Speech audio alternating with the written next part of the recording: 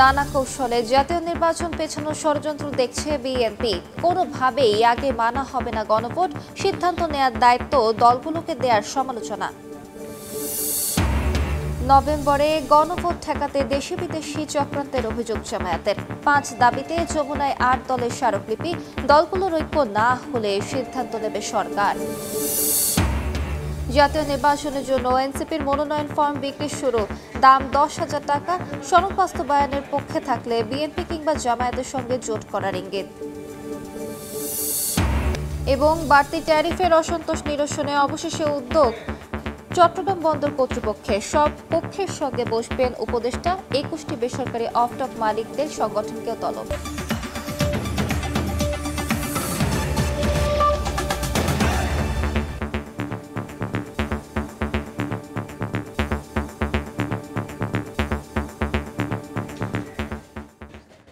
জনপদের সময়ের সঙ্গে আছি আমি আলিশা ইসলাম। জাতীয় নির্বাচনের আগে কোনোভাবেই গণভোট মেনে নেওয়া হবে না বলে সাফ জানিয়েছেন বিএনপি মহাসচিব মির্জা ফখরুল ইসলাম আলমগীর। এ নিয়ে সিদ্ধান্তের দায়িত্ব রাজনৈতিক দলের উপর চাপিয়ে দেওয়ার সমালোচনা করে তিনি বলেন, বিএনপি রাজপথে নামে পরিস্থিতি ভিন্ন হবে। দলটির আরেক নেতা আমির খসরু মাহমুদ চৌধুরী বলেন, নির্বাচনকে বাধাগ্রস্ত করতে কাজ করছে একটি গোষ্ঠী। নভেম্বরে গণভোট, পিআর পদ্ধতিতে নির্বাচন সহ বিভিন্ন দাবিতে আন্দোলনে বেশ কয়েকটি রাজনৈতিক দল। এ নিয়ে নাখোশ বিএনপি সহ তাদের মিত্ররা। তারা বলছেন, যে কোনো দাবি পূরণে মতামত নিতে হবে জনগণের। বিএনপির স্থায়ী কমিটির প্রয়াত সদস্য ও সাবেক মন্ত্রী মরহুম তরিকুল ইসলামের 7ম মৃত্যুবার্ষিকী উপলক্ষে যশোরে আয়োজিত স্মরণ সভায় যোগ দেন দলটির মহাসচিব মির্জা ফখরুল ইসলাম আলমগীর। তিনি বলেন, জাতীয় নির্বাচনের আগে কোনোভাবেই গণভোট মেনে নেওয়া হবে না। এ নিয়ে সিদ্ধান্তের দায়িত্ব রাজনৈতিক দলের ওপর চাপিয়ে দেওয়ার সমালোচনা করেন বিএনপি মহাসচিব। মির্জা ফখরুল হুঁশিয়ারি দেন, বিএনপি রাজপথে নামলে পাল্টে যাবে রাজনৈতিক পরিস্থিতি। গণভোট হবে, তার আগে ঘটতে হবে না। আমরা অনেক দায়িত্বশীলতার পরিচয় দিচ্ছি। আমরা এখন পর্যন্ত কোন বিষয়ে রাস্তায় নামিনি, কিন্তু মনে রাখবেন, বিএনপি কোন ভেসে আসা দল নয়। আমরা যদি রাস্তায় নামি তাহলে কিন্তু রাজনৈতিক বিষয়গুলো ভিন্নভাবে আসবে। নির্বাচনের শিডিউল ঘোষণা করার ব্যবস্থা করুন এবং ঐক্যমত্যে যে সিদ্ধান্ত হয়েছে সেগুলো নিয়ে সামনের দিকে এগিয়ে যান। অন্যথায় আপনারা কিন্তু ব্যর্থ সরকারে পরিণত হবেন। এদিন রাজধানীর বনানীতে ঢাকা ফোরাম আয়োজিত এক অনুষ্ঠানে বিএনপির স্থায়ী কমিটির সদস্য ডক্টর খন্দকার মোশাররফ হোসেন বলেন, গণভোট পিআর ইস্যু সামনে এনে নির্বাচন বিলম্বিত করতে চাচ্ছে একটি মহল। এখানে কেউ কেউ ষড়যন্ত্র করছে, পিআর লাগবে আগে। এছাড়াও আরো অনেক কিছুর ব্যাপারে এই নির্বাচনকে কেন্দ্র করে ষড়যন্ত্র হচ্ছে। এই ষড়যন্ত্র কিন্তু আমরা মনে করি যে এটা নির্বাচনকে হয় বিলম্বিত করা বা নির্বাচনকে বাতিল করে দেওয়ার ষড়যন্ত্র চলছে। বিকেলে জাতীয় প্রেস ক্লাবে গণফোরামের আলোচনায় বিএনপি নেতা আমির খসরু মাহমুদ চৌধুরী বলেন, গণভোট করতে হলে সংবিধান পরিবর্তন করতে হবে। তাই সংবিধান সংশোধনের জন্য নির্বাচিত সংসদে তা পাশ করতে হবে। গণভোটের যে বিষয়টা আসছে, এই বিষয়টা বর্তমান সাংবিধানিক কাঠামোর মধ্যে কিভাবে আসতে পারে?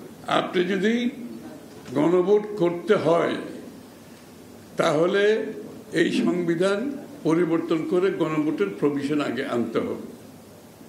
তাহলে এই পরিবর্তনটা আপনাকে কোথায় করতে হবে? এটা তো সংসদে করতে হবে, এবং সংসদ হচ্ছে জনগণের রিপ্রেজেন্টেটিভ। নির্বাচন বানচাল করতে চায় যারা, তাদের বিষয়ে নেতাকর্মীদের সজাগ থাকার আহ্বান জানান বিএনপি নেতারা। আহমেদ সালেহীন, সময় সংবাদ, ঢাকা। এদিকে নভেম্বরে গণভোটের দাবি আদায়ের পথে দেশি বিদেশি ষড়যন্ত্র দেখছে জামায়াতে ইসলামী। নেতারা বলেন, নভেম্বরে গণভোট না হলে ফেব্রুয়ারির জাতীয় নির্বাচন বিলম্বিত হতে পারে। 5 দাবিতে যমুনা অভিমুখে পদযাত্রায় বাধার মুখে মৎস্য ভবন এলাকায় সমাবেশ করে 8 দল। পরে তাদের প্রতিনিধিরা স্মারকলিপি দিতে গেলে প্রধান উপদেষ্টার পক্ষে তা গ্রহণ করেন উপদেষ্টা আদিলুর রহমান। বলেন, দলগুলো ব্যর্থ হলে সনদ বাস্তবায়নের বিষয়ে সিদ্ধান্ত নেবে সরকার।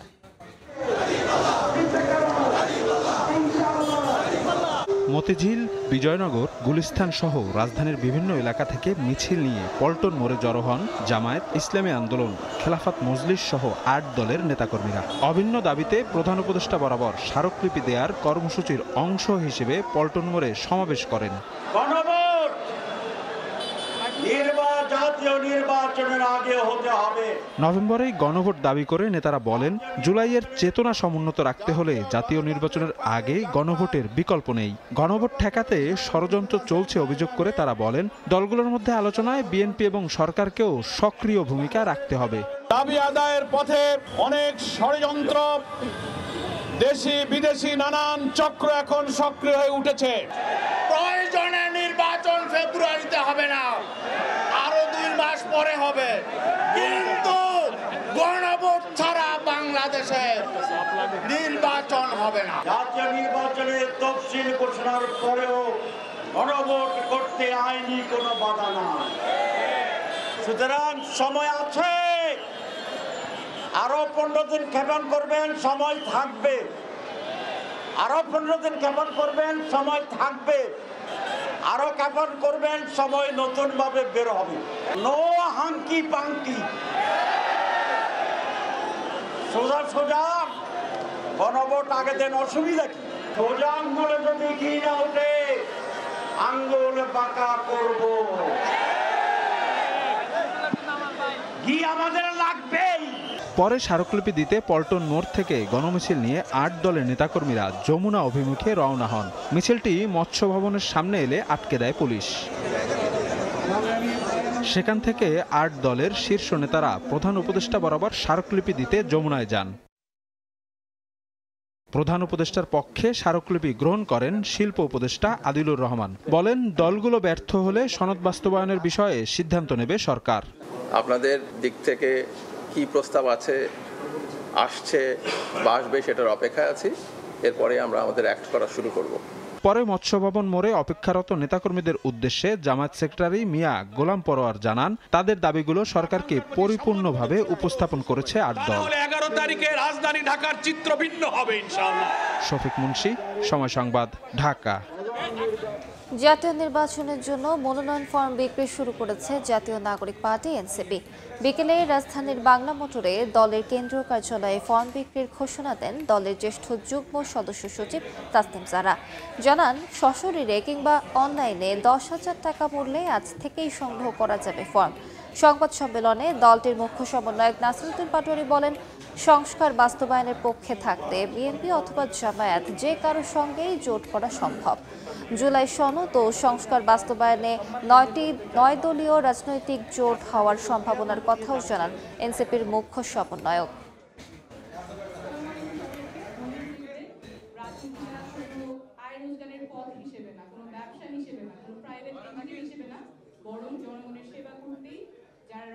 মনোনয়নপত্র জমা দিতে পারবেন, অনলাইনে যে কেউ ঘরে বসে মনোনয়নপত্র জমা দিতে পারবেন। আর 3 নম্বর পদ্ধতিটা হচ্ছে, আমাদের যে মুখ্য সংগঠক আছে জনাব হাসান আব্দুল্লাহ সার্জিস আলম, আমাদের উত্তরাঞ্চল এবং দক্ষিণাঞ্চলের মুখ্য সংগঠক, এবং আমাদের 10 জন বিভাগীয় সাংগঠনিক সম্পাদক আছে, তাদের মাধ্যমে আপনারা মনোনয়নটা জমা দিতে পারবেন। এবি পার্টি, জাতীয় নাগরিক পার্টি এবং গণ অধিকার পরিষদ আমরা সেখানে ছিলাম। রাষ্ট্র সংস্কার আন্দোলন গণতন্ত্র মঞ্চের মধ্যে আছে, আমরা সেখানে ছিলাম। আমরা তাদেরকে বলেছি যে আমরা বিএনপি এবং জামায়াতের সাথে বসবো। আমরা ইতিমধ্যে 2 দলের সাথে আলোচনা চালাচ্ছি। গণসংযোগকে কাজে লাগিয়ে সাজানো হয় কিলিং মিশন। 2 সন্ত্রাসীর ছোট সাজ্জাদ এবং সরোয়ার বাবলার আধিপত্যকে কেন্দ্র করে রক্তাক্ত হল চট্টগ্রাম। গত 8 মাসে রাজনৈতিক প্রভাব খাটিয়ে অন্তত 5টি হত্যাকাণ্ড ঘটিয়েছে 2 পক্ষ। সবশেষ টার্গেট কিলিংয়ের শিকার হলেন খোদ বাবলা।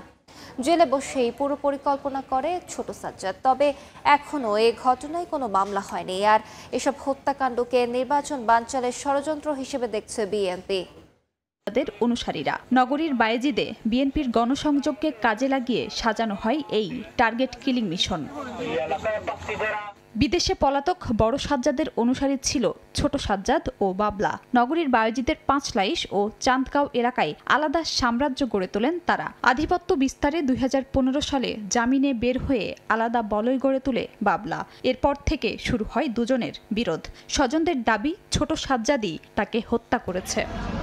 পুলিশ বলছে গত ৩০ মার্চ নগরীর এক্সেস রোডে বাবলাকে হত্যা করতে প্রাইভেট কারে এলোপাতাড়ি গুলি চালায় সাজ্জাদের অনুসারীরা। সেদিন বাবলা বেঁচে গেলেও এবার সফল কিলিং মিশন। আর ছোট সাজ্জাদ জেলে বসে নিয়ন্ত্রণ করে তার পুরো সাম্রাজ্য।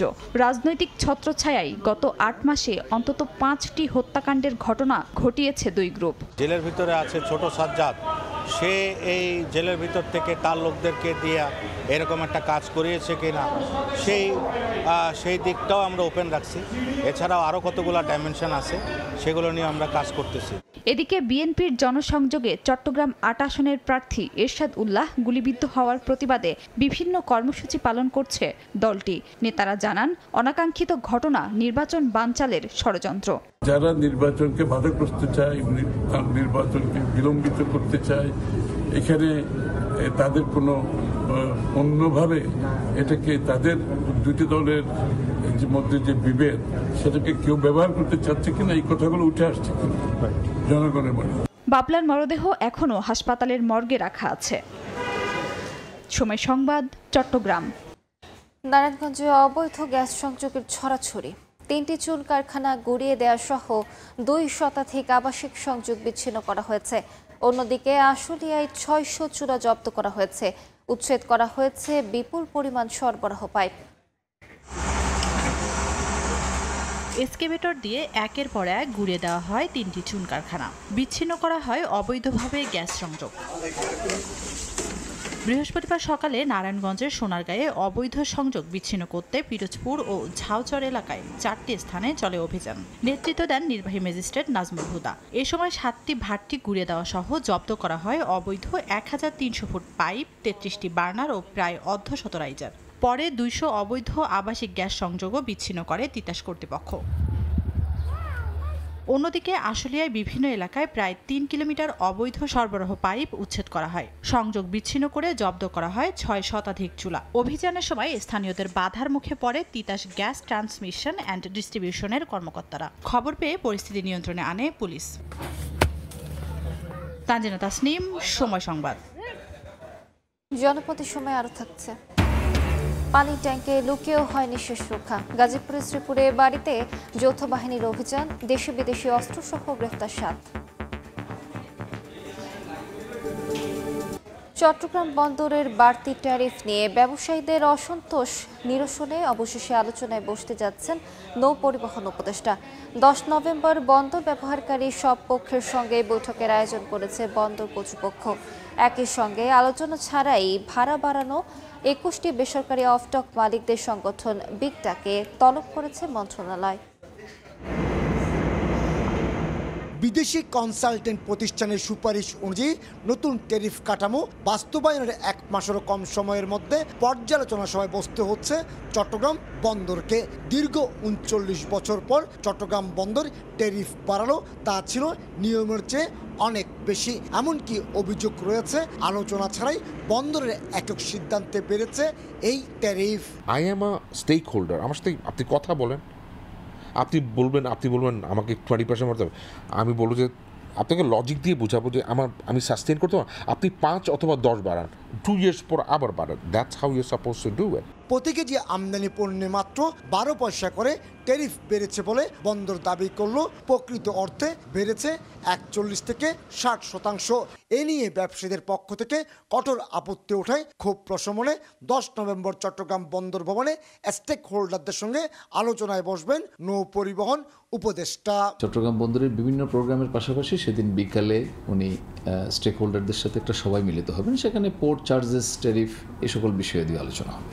এদিকে মার্কিন ডলারের সঙ্গে টাকার দরে তারতম্যের অভিযোগ এনে 3 বছরের ব্যবধানে 30 থেকে 62% ট্যারিফ বাড়িয়েছে 21টি বেসরকারি অফডক।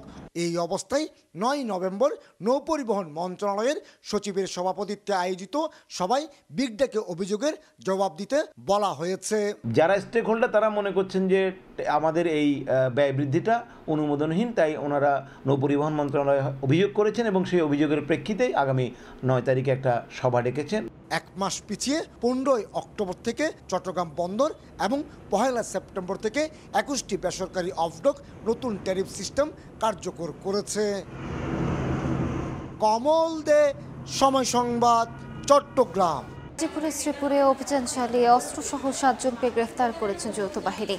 বুধবার রাতে উপজেলার বর্মি এলাকায় একটি বাসায় অভিযান চালিয়ে পানির ট্যাঙ্কের ভেতর থেকে এনামুল হক মোল্লাকে গ্রেফতার করা হয়।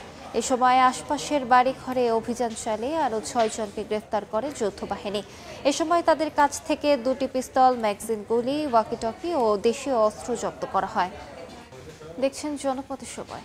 ঠাকুরগাঁওয়ে টিউবওয়েলের পানি পান করে 11 জন শিক্ষার্থী অসুস্থ হয়ে পড়েছেন। সদরের কুমারপুর উচ্চ বিদ্যালয়ের শিক্ষার্থীরা টিফিনের পর টিউবওয়েল থেকে পানি পান করে। পরে একে একে 11 শিক্ষার্থী অসুস্থ হয়ে পড়লে দ্রুত সদর হাসপাতালে নেওয়া হয়। অসুস্থ শিক্ষার্থীরা শঙ্কামুক্ত বলে জানান চিকিৎসক। দেখছেন জনপথের সময়।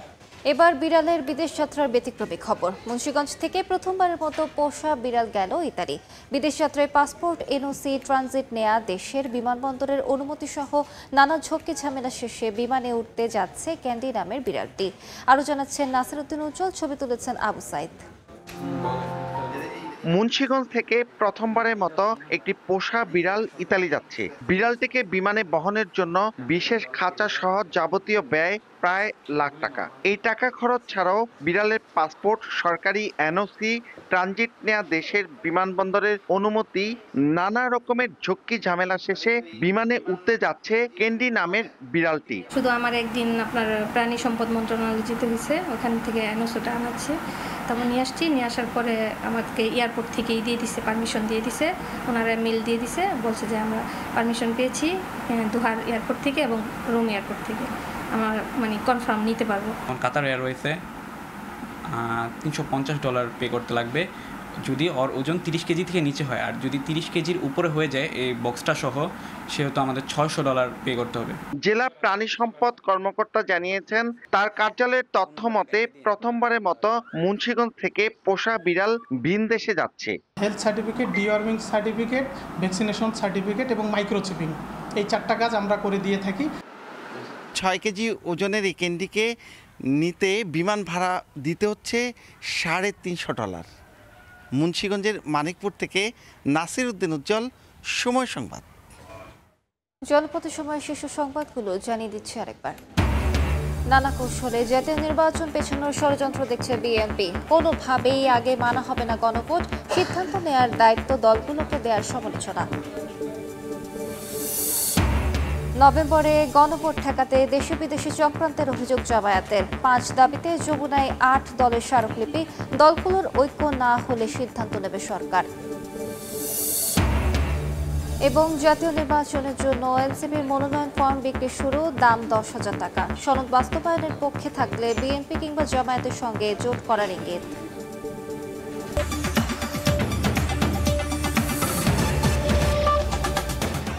এই ছিল জনপদের সময়। এরপর রাতের সময় নিয়ে সঙ্গে থাকবেন গোলাম রাব্বি। আলিশ, আপনাকে ধন্যবাদ। রাতের সময় নিয়ে আসছে কিছুক্ষণ পর, সঙ্গেই থাকুন সময়।